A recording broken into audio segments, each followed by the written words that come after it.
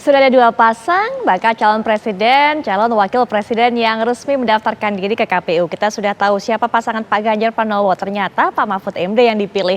Kemudian kalau Amin, Anies Baswedan dan juga Muhaimin Iskandar memang sudah lebih lama kita mengetahui pasangan ini akan maju ke pemilu 2024. Kalau kita bicara soal bagaimana latar belakang dari profil calon wakil presiden kedua-duanya, baik Muhaimin Iskandar ataupun juga Mahfud MD sudah kami jelaskan tadi bagaimana hubungan kedekatan mereka dengan kaum Nahdliyin. Suara yang sepertinya pada pemilu kali ini disebut suara favorit, begitu banyak yang mengincar suara kaum NU dalam pemilu ini. Kemudian juga soal Jawa Timur yang sering disebut dengan istilah battleground sebagai suatu ruangan ataupun juga daerah yang terpanas, betul-betul diperebutkan.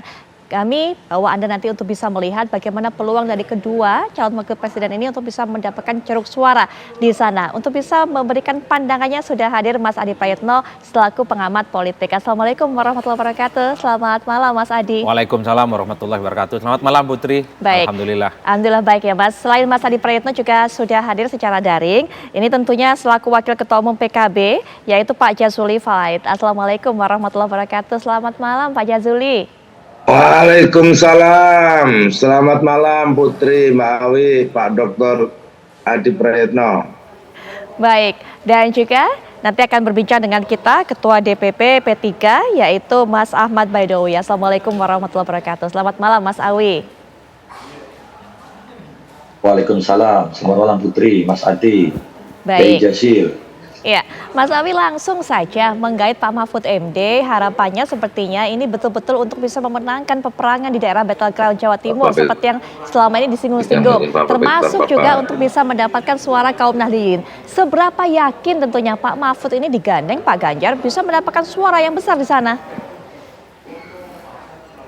Ya, dari berbagai survei, Pak Ganjar Pranowo itu sudah unggul di Jawa Timur, sekitar 40% dibanding kandidat yang lain. Dengan menggandeng Pak Mahfud, kami berharap kemenangan di Jawa Timur yang diperoleh Pak Ganjar dengan basis suara 40% itu bisa semakin maksimal. Karena kenapa? Calon pendampingnya dari Jawa Timur memiliki basis kultural NU yang cukup kuat dan paripurna di pemerintahan baik dari itu legislatif, eksekutif hingga yudikatif. Dan ini menunjukkan bahwa kami serius menggarap Jawa Timur. Istilahnya Jawa Timur itu seperti yang disampaikan dalam sejumlah lembaga survei, bottleneck-nya ataupun battleground-nya itu Jawa Timur, karena mengingat Pak Ganjar itu di Jawa Tengah unggul luar biasa, terus di Jawa Barat agak nomor 3 kalaupun paling terakhir, dan di Jawa Timur unggul tapi masih unggulnya tidak terlalu telak. Nah, dengan menggandeng tokoh dari Jawa Timur kami harapkan bisa maksimal. Baik Pak Jazilul, ini kan Pak Ganjar kemudian mengambil pasangan juga dari kaum Nahdliyin. Tantangan besar sepertinya bisa jadi ganjalan buat rencana besar dari Amin ini Pak Jazilul. Ya, pertama kami mengucapkan selamat kepada Pak Awi sudah punya pasangan yang definitif, Pak Ganjar dan Pak Mahfud. Dan kami sudah memprediksi itu sebenarnya, namun ada fenomena yang berbeda dari pasangan yang ada, karena Pak Ganjar yang disebut Pak Awi tadi surveinya tinggi, itu karena memang selalu diasosiasikan dengan Pak Jokowi atau pendukung Pak Jokowi. Namun kami melihat di momen ketika deklarasi maupun tadi pendaftaran tidak ada lagi yang mengkait-kaitkan antara Pak Ganjar dengan Pak Jokowi. Saya yakin seandainya nanti dilakukan survei akan terjadi perubahan yang besar di Jawa Timur. Yang kedua, terkait Pak Mahfud tentu kami sama dengan Pak Awi, kita melihat Pak Mahfud ini tokoh yang berpengalaman, namun yang berkaitan dengan irisan Nahdlatul Ulama, bahwa atau di Jawa Timur, irisan Jawa Timur, bahwa Caimin lebih teruji karena memang Caimin memiliki mesin politik. Suara PKB di Jawa Timur 4,2 juta. Memiliki 19 anggota DPR RI dan 24 anggota DPRD dan ratusan anggota DPRD kabupaten kota. Nah, ini menjadi kekuatan yang berbeda dengan Pak Mahfud. Yang kedua, kalau ditilik dari kekentalan dengan identitas Nahdliyin, pasti Caimin lebih kental karena Caimin ini cicit pendiri Nahdlatul Ulama. Belum lahir saja sudah NU. Yang ketiga bahwa hikmah Caimin atau Gus Muhaimin kepada Nahdlatul Ulama itu lebih real di Jawa Timur. Karena selama ini DPC, MUI-CNU itu menjadi mitra khidmahnya PKB. Berapa kantor yang didirikan oleh kader-kader PKB di Jawa Timur. Dan masih banyak lagi. Oleh sebab itu kami tidak terlalu terganggu, justru kami bersyukur Pak Mahfud yang dipilih untuk mendampingi Pak Ganjar. Soalnya? Karena kami bisa nakar lah. Ya Putri. Oke, baik. Mas Awi, kalau katanya Pak Jazilul ketakar kekuatannya Pak Mahfud, bahkan cenderung meragukan sepertinya Pak Jazilul kemampuan Pak Mahfud untuk bisa mendapatkan suara di Jawa Timur. Bahkan tadi juga kalau soal kadar kedekatan, lebih dekat Caimin kepada kaum Nahdliyin dibandingkan Pak Mahfud. Mas Awi. Ya, Pak Mahfud ini sebagaimana disampaikan oleh TV One memiliki ikatan yang kuat dan erat dengan Presiden keempat Republik Indonesia Gus Dur. Jadi tinggal lihat saja bagaimana sayangnya Gus Dur kepada Pak Mahfud. Beliau diangkat dari seorang wakil rektor di UII dan waktu itu ngadep Pak Hamzah juga selaku ketua P3 untuk menjadi Menteri Pertahanan dan bertahan sampai akhir dan setia sampai terakhir Gus Dur akhir hayatnya. Saya nggak tahu hubungan Caimin dengan Gus Dur seperti apa, tetapi saya membaca di media agak ada masalah.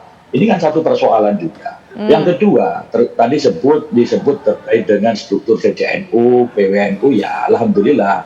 Dan hari ini dengan sikap PBNU yang tegas itu memisahkan bahwa struktur NU ke bawah itu tidak boleh cawe-cawe urusan politik. Itu berbeda mungkin dengan 5 tahun yang lalu yang seolah-olah sekali lagi kami membaca dari media ada semacam kooptasi terhadap struktur NU dan tadi secara halus Mas Jazil menyampaikan bahwa sebenarnya yang itu ada hubungan hikmat politik antara struktur NU dengan PKB. Tapi itu hanya teman-teman PKB untuk melaksanakan itu. Tapi struktur NU hari ini mungkin berbeda dengan 5 atau 10 tahun yang sebelumnya.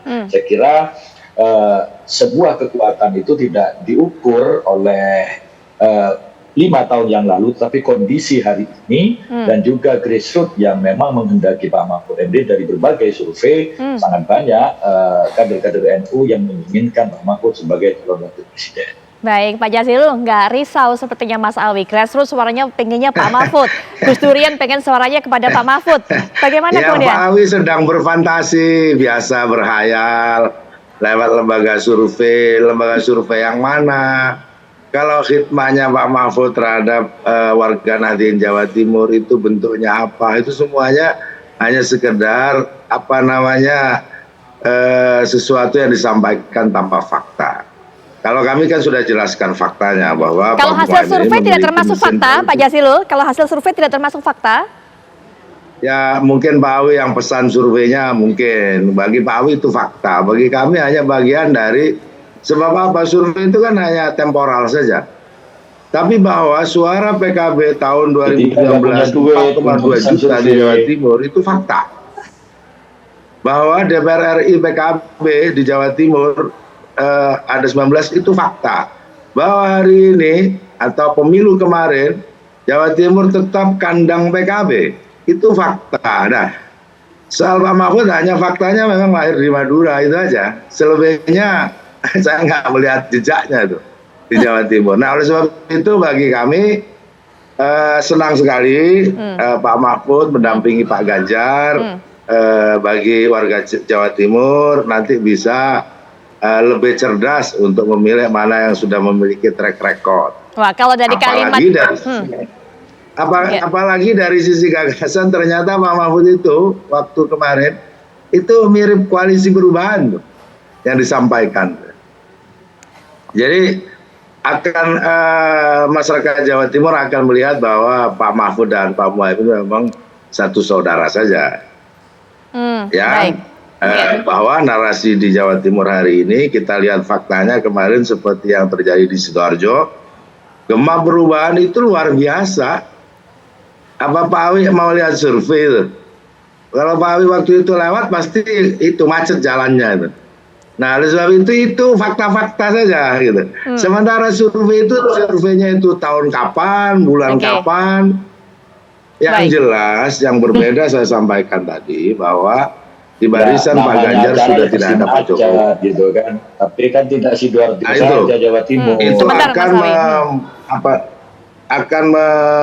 ya coba lagi Pak Awi suruh survei habis ini. Baik, Mas Jawa Awi, Timur. silakan ditanggapi. Benar itu hasil surveinya pesanan begitu. Terus kalau Ya. kita lihat dari kalimat terakhir tadi yang disampaikan oleh Pak Jazilul, sepertinya Pak Jazilul menilai Pak Mahfud calon yang lemah sehingga kemudian merasa senang kalau ternyata Pak Ganjar pilihnya Pak Mahfud.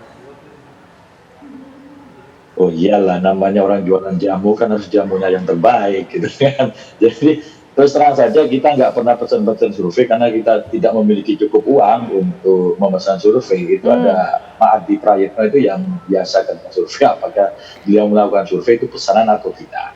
Cuman kalau hal yang menarik sebenarnya yang tadi coba Tapi sebut saja dulu lembaga surveinya, itu nggak ada soalnya. Kalau Yang disebut Pak Awi tertinggi itu nggak ada. Ya coba rilis-rilis survei yang terbaru itu banyak, untuk menyebutkannya cukup banyak. Dia begini, kita tidak berdebat siapa yang benar, siapa yang tidak. Kalau bicara tadi kontennya basis kursi, kita ini koalisi. Gitu. Digabung misalkan suara P3 dan PDI di Jawa Timur, itu fakta juga. Tetapi fakta bahwa seperti yang disampaikan TV One tadi, bahwa Pak Mahfud memiliki hubungan yang cukup erat sampai akhir-akhirnya dengan Gus Dur, itu fakta gitu. Yang itu kami tidak temukan di calon yang lain.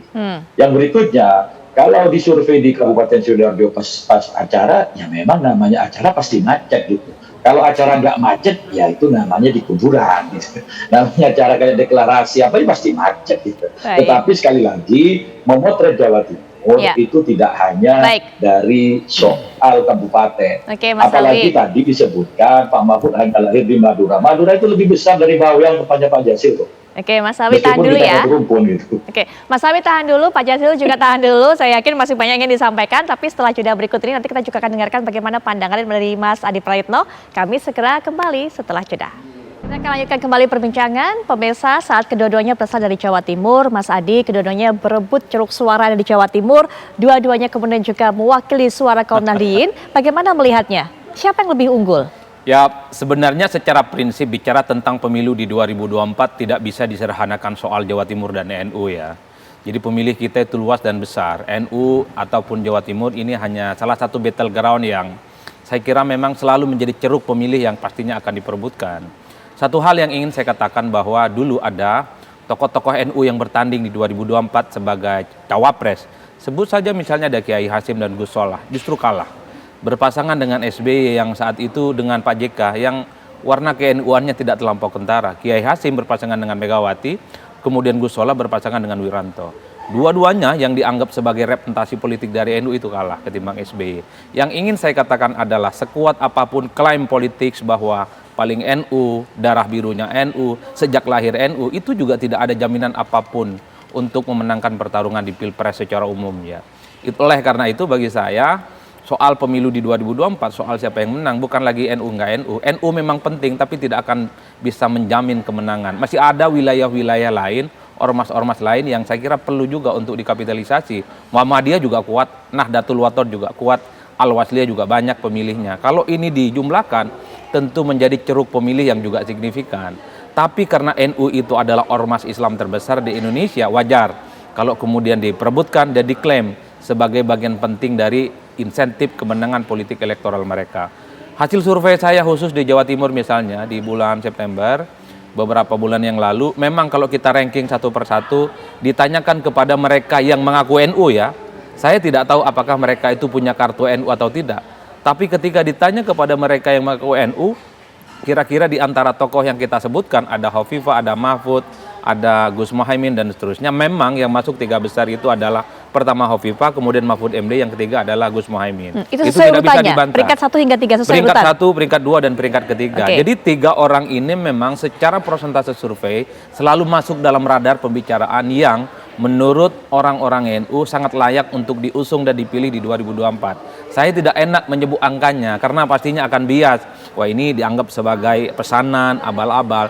Tapi yang ingin saya katakan adalah kalau bicara tentang pemerankingan, di bulan September awal itu yang paling tinggi Mang Hovifah. Oke. Tidak jauh dari Hovifah itu namanya Pak Mahfud MD. Baru setelah itu adalah Gus Muhaimin Iskandar. Ini yang saya katakan adalah seberapa besar soal persentase tingkat keterpilihan mereka di kalangan NU, yang paling penting ke depan adalah ada sekitar 35% orang yang ngaku NU belum menentukan pilihan politiknya kepada tokoh-tokoh yang terasosiasi dengan NU. Baik. Artinya apa? Survei itu adalah sesuatu yang dinamis karena sangat menyangkut tentang persepsi, kognisi, dan pandangan orang. Ya. Kita tahu di bulan September itu kan masih kuat nama Mahfud MD yang kemudian diasosiasikan sebagai orang yang berpasangan dengan Ganjar Pranowo. Dan bersamaan dengan itu pula Gus Muhaimin sedang mendapatkan momen politik yang soal kemungkinannya berpasangan dengan Anies Baswedan, termasuk Bu Hovifah yang selalu warawiri, kadang dikaitkan dengan Prabowo, kadang juga dikaitkan dengan Pak Ganjar Pranowo. Ya. Jadi kalau bicara tentang soal siapa tokoh NU yang paling dominan, 3 orang ini yang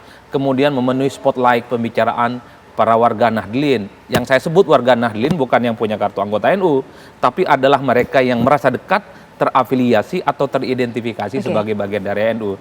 Di survei itu saya tidak menyebutkan nama Erick Thohir karena Baik. saya Mas ingin menyebutkan bahwa yang disebut NU banget adalah mereka yang sejak awal teridentifikasi sangat Baik. ke-NU-an. Mas Adi, kita sudah tahu rankingnya setidaknya dari hasil survei Mas Adi. Ya. Apakah kemudian bertanya kepada mereka, kepada masyarakat, mengapa memilih nomor 1, nomor 2, nomor 3? Ya tentu ini efek dari popularitas ya.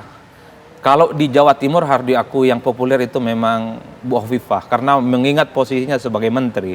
Kemudian yang kedua, kinerja Bu Hovifah itu kan approval ratingnya di atas 80%. Orang yang merasa puas kenal dengan Hovifah, automatically kalau ditanya kepada orang yang ngaku NU akan memilih Bu Hovifah saat itu. Yang kedua, popularitas Pak Mahfud MD itu kan di atas rata-rata. Karena tak lama sebelum itu kan Pak Mahfud bikin sesuatu yang viral, yang mengungkap sesuatu yang terjadi soal transaksi yang mencurigakan di Kementerian Keuangan. Jadi memang momentumnya membuat Pak Mahfud menjadi sosok yang paling banyak diperbincangkan saat itu. Dan yang ketiga baru Gus Muhaimin, karena Gus Muhaimin itu mulai naik pembicaraannya ketika dikaitkan dengan Pilpres, terutama ketika berkoalisi dengan Prabowo Subianto.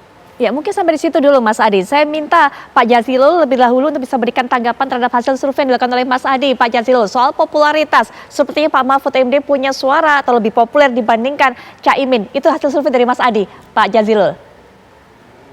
Ya, pertama saya setuju dengan Pak Adi bahwa yang memenangkan Pilpres bukan semata-mata NU. Yang kedua, tadi terbukti bahwa yang masuk di spotlight itu 3 nama. Itu nggak ada soal bagi kami. Justru kami bersyukur Pak Mahfud yang digandeng oleh Pak Ganjar. Namun kan survei itu disebutkan oleh Pak Adi juga, itu kan dinamis. Sebelum mungkin Pak Ganjar juga ditinggal oleh Pak Jokowi kan. Jadi itu juga akan berpengaruh untuk di Jawa Timur. Nah, oleh sebab itu coba nanti ke depan dilakukan survei lagi kira-kira di Jawa Timur yang terjadi seperti apa. Yakin ya Pak Karena Jazilul? memang suara perubahan itu kuat juga di Jawa Timur, bahkan lebih kuat dan lebih kuat lagi. Nah, itu yang menurut saya nanti akan lebih mengkonfirmasi kalau itu ukurannya survei. Tapi kan tadi ukuran khidmah kepada warga Nahdlin. Kalau khidmah kepada warga Nahdlin selama ini jelas lewat mesin politik PKB yang lahir dari Nahdlatul Ulama, dari para ulama, disitulah Pak Muhaimin berkiprah, kira-kira begitu. Nah, sementara Pak Mahfud memang berkiprah lewat jalur jabatan-jabatan politik. Mungkin di kementerian, di Kumham, yang kata Pak Adi tadi membuka soal rekening menteri. Tapi sekaligus juga akhir-akhir ini di orang Rempang merasa tidak cocok dengan statement Pak Mahfud kan gitu. Itu kan dinamis. Baik. Dan pada akhirnya nanti ke depan menurut saya narasi track record, gagasan mungkin Pak Ganjar akan menambah itu karena ada Pak Mahfud. Saya yakin karena selama ini kan memang Pak Ganjar dikenal tidak terlalu kuat visinya.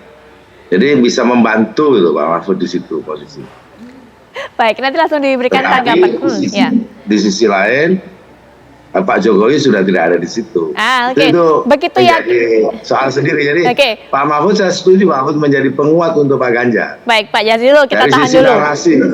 Oke, kita tahan dulu Ya. Pak Jazilul, nanti kita lanjutkan. Mas Awi, Pak Jazilul begitu yakin betul bahwa Pak Jokowi sudah meninggalkan Pak Ganjar, sehingga kemudian butuh Pak Mahfud MD untuk bisa memperkencang masalah visi misinya ini. Tapi nanti kita dengarkan bagaimana tanggapan Mas Awi setelah jeda berikut ini, kami segera kembali. Baik pemirsa, kita akan kembali lanjutkan perbincangan. Mas Awi, betul nggak sih apa yang disampaikan oleh Pak Jazilul tadi? Apakah betul bahwa Pak Ganjar sudah ditinggal oleh Pak Jokowi sehingga kemudian membutuhkan sosok Pak Mahfud untuk bisa mempertajam visi misinya?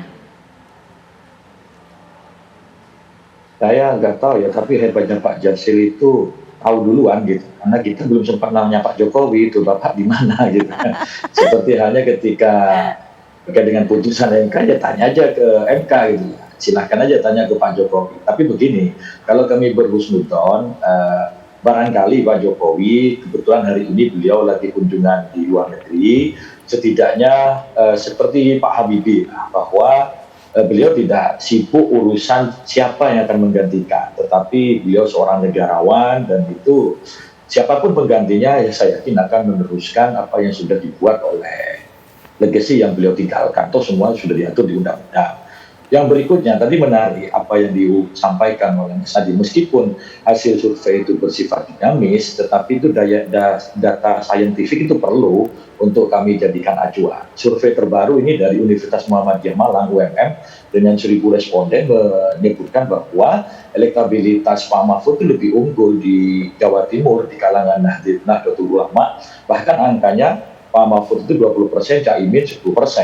Nomor 2-nya ada Mbak Hovifah. Jadi memang tiga-tiganya ini selalu di tiga besar di kalangan pemilih Nahdlatul Ulama. Belum lagi di UMM itu disurvei lagi terhadap orang yang mengaku dirinya Gus Durian gitu. Jadi Pak Mahfud lebih unggul telak lagi gitu. Tapi tak perlu saya urai di sini. Tapi biarlah kita punya waktu 2 bulan ke depan untuk mensosialisasikan secara maksimal sehingga nanti pada bulan Februari ketika sudah mulai masuk masa tenang, kita sudah bisa lebih penajaman terhadap langkah-langkah pemenangan. Yang jelas kontestan hari ini pasangan Amin dan pasangan Ganjar Mahfud yang sudah mendaftar di hari pertama pendaftaran calon presiden. Semua orang mengira kami akan mendaftar di akhir masa pendaftaran tanggal 25. Bahkan Mas Jazil sering ngeledek kami bahwa ini Pak Awi ini mendaftarnya ketika pendaftaran sudah ditutup nanti ini. Ya itulah bagian dari strategi yang nggak perlu kami sampaikan. Ternyata tanggalnya sama dengan Pak Jazil karena memang ilmunya sama gitu, gurunya sama, harinya sama, jamnya aja yang beda. Baik, Mas Awi, tapi kalau bicara soal hasil survei yang dilakukan oleh Universitas Muhammadiyah Malang itu kan hanya simulasi, Mas Awi. Apakah cukup mewakilkan menggambarkan suara real dari masyarakat?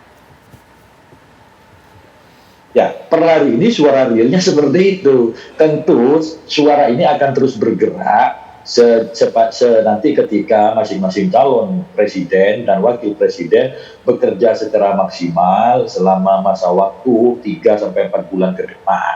Tentu angka itu sangat dinamis. Dan tadi kan masih ada faktor Bu Hovifah. Ketika faktor Bu Hovifah dikeluarkan dari simulasi survei, pasti angkanya berbeda lagi. Gitu.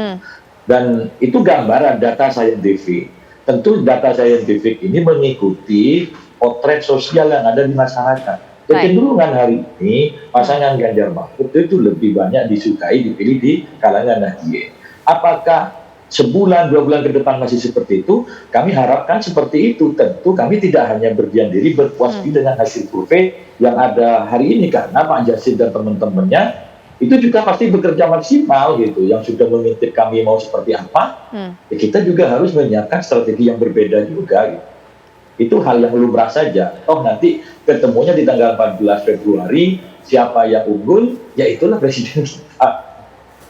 Baik, Pak Jazilul, hasil survei tadi terakhir merupakan potret suara real masyarakat. Begitu pendapat Mas Awi. Adakah kemudian strategi, karena kalau Mas Awi katakan tadi gapnya, selisihnya cukup besar antara suara yang mendukung Pak Mahfud dengan Caimin, Pak Jazilul. Strategi berikutnya Pak Jazilul. Ya, karena Pak Awi percaya dengan survei itu, ya alhamdulillah.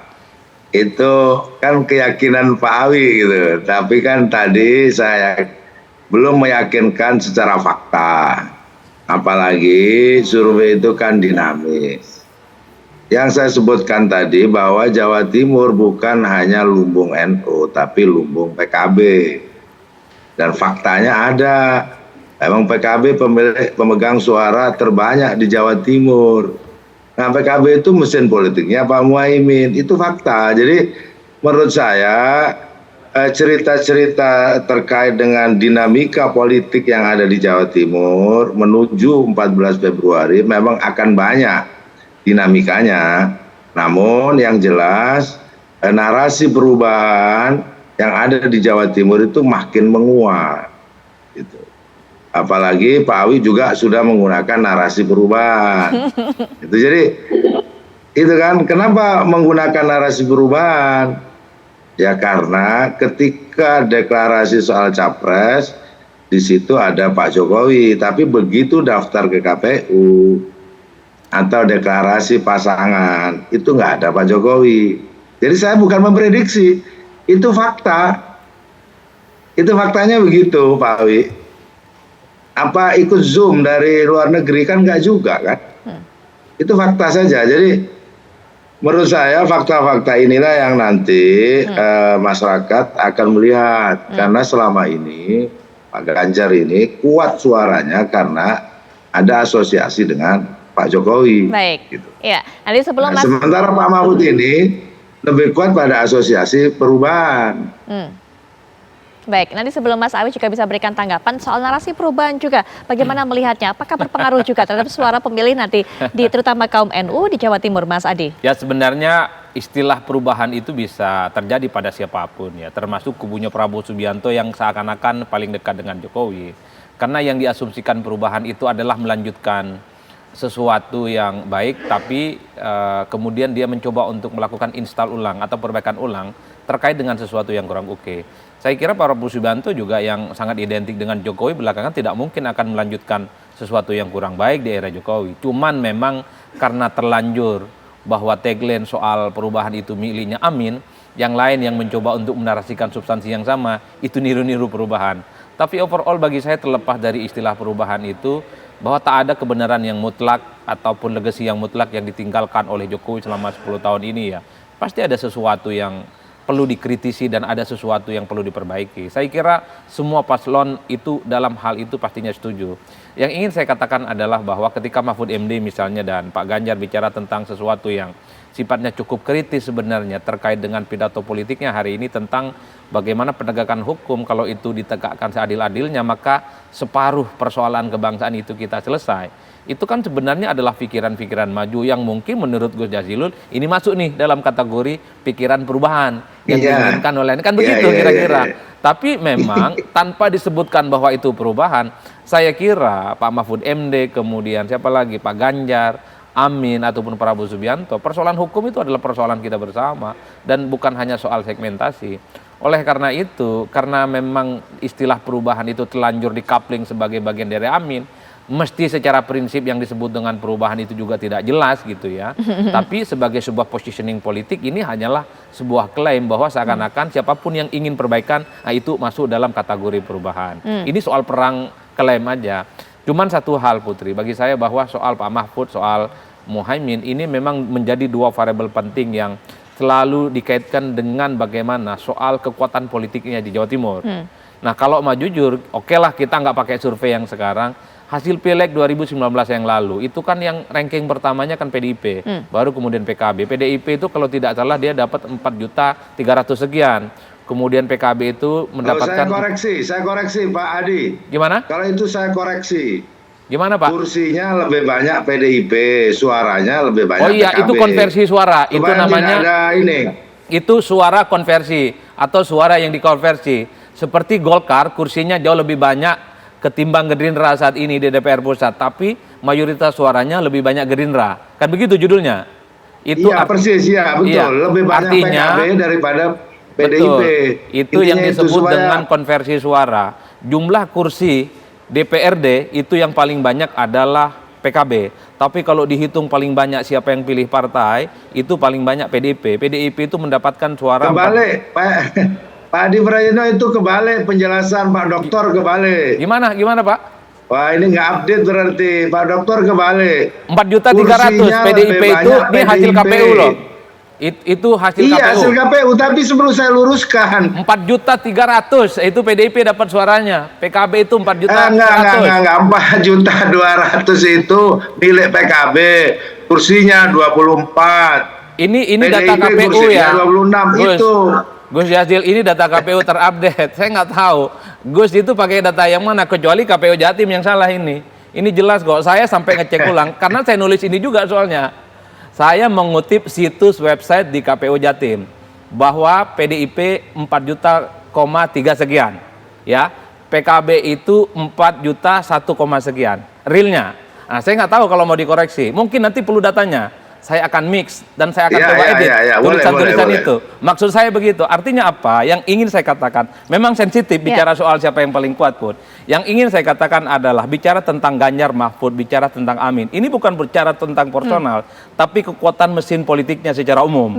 Kan gitu yang sebenarnya ingin diuji. Apakah mesin-mesin politik di belakang Amin, di belakangnya Mahfud dan Ganjar ini mampu mengaksentuasi kekuatan politik di Jawa Timur. Per hari ini itu yang kemudian dibicarakan. Baik, Mas Adi. Mungkin Mas Adi singkat saja, Mas Adi, penutup masalah mengenai tema ini. Mas Adi, singkat saja. Ya, kami yakin Pak Mahfud dengan digandeng Pak Ganjar akan maksimal suaranya, dan sekali lagi kalau bicara fakta, kalaupun tidak mau pakai survei, faktanya mesin politik PDI dan P3 dan bersama Hanura dan Perindo itu di atas 5 juta kalau digabungkan. Tetapi kita tidak mendebat itu karena suara di 2024 pastinya berbeda dengan 2019. Yang jelas hari ini Pak Mahfud sudah menjadi calon wakilnya Pak Ganjar, tentu kami akan maksimalkan bagaimana kita maksimalkan pemilu 2019 kemarin. Baik Mas Awi, terima kasih sudah bergabung dalam perbincangan ini. Pak Jazilul juga terima kasih Pak Jazilul sudah meluangkan waktunya. Makasih. Ya. Bagus. Baik, terima Mas kasih Awi. semuanya para narasumber. Pak Dokter Adi, terima kasih. Soal angka nanti bisa dikonfirmasi lebih lanjut ya, dicek terlebih dahulu. Tapi sekali lagi terima kasih. Diskusi lebih lanjut. Iya, wassalamualaikum warahmatullahi wabarakatuh Pak Jazilul dan juga Mas Awi. Waalaikumsalam warahmatullahi wabarakatuh. Baik, Mas Adi masih bersama saya karena kita masih akan lihat ini Twitter terbaru juga tentunya dari Mas Gibran. Ini sepertinya bisa menjadi salah satu sinyal, salah satu petunjuk siapa yang akan mendampingi Pak Prabowo Subianto. Ini cukup ramai diperbincangkan, jadi postingan dari atau unggahan dari Mas Gibran. Kita akan lihat, kami akan tayangkan kepada Anda. Ini merupakan unggahan dari Mas Gibran di salah satu media sosialnya, sekarang namanya X, dulu Twitter begitu kan. Ini pertama adalah memberikan huruf E atau mengunggah huruf E, seakan-akan menjadi inisial. Nah ini dia, kita tayangkan. Yang pertama adalah huruf E, kemudian setelah itu mengunggah lagi E-nya itu adalah es teh maksudnya, ya kan? Tapi pernyataan ini atau setidaknya unggahan ini membuat masyarakat semuanya menebak-nebak jangan-jangan yang dimaksud adalah Erick Thohir yang mendampingi Pak Prabowo Subianto. Mas Adi melihatnya bagaimana? Ya, saya kira memang Gibran ini belakangan menjadi game changer yang paling rumit untuk bisa ditebak ya, karena setiap Twitter yang kemudian diunggah itu selalu memancing perdebatan yang cukup panjang. Pernah suatu waktu Twitternya itu cuma satu huruf G misalnya. Setelah itu kemudian P. Orang mengasosiasikan G itu adalah Ganjar, P itu Prabowo. Publik melihat ini seakan-akan ya Gibran ini sedang gamang betul di antara Gibran ataupun Prabowo Subianto.